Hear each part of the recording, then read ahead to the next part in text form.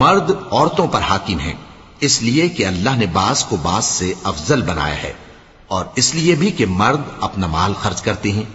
تو جو نیک بیویاں ہیں وہ فرمانبردار ہوتی ہیں، اور ان کے پیٹھ پیچھے اللہ کی حفاظت میں مال و آبرو کی خبرداری کرتی ہیں۔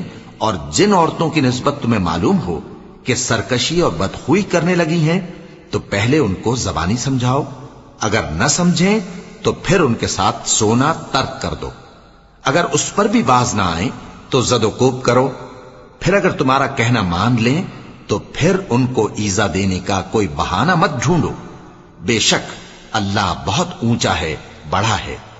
اور اگر تم لوگوں کو معلوم ہو کہ میاں بیوی میں انبن ہے تو ایک منصف مرد کے خاندان میں سے اور ایک منصف عورت کے خاندان میں سے مقرر کرو، وہ اگر صلح کرا دینی چاہیں گے تو اللہ ان میں موافقت پیدا کر دے گا۔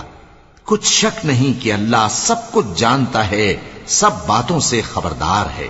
اور اللہ ہی کی عبادت کرو اور اس کے ساتھ کسی چیز کو شریک نہ بناؤ، اور ماں باپ اور قرابت والوں اور یتیموں اور ناداروں اور رشتہ دار ہمسایوں اور اجنبی ہمسایوں اور پاس بیٹھنے والوں اور مسافروں اور جو لوگ تمہارے قبضے میں ہوں سب کے ساتھ حسن سلوک کرو۔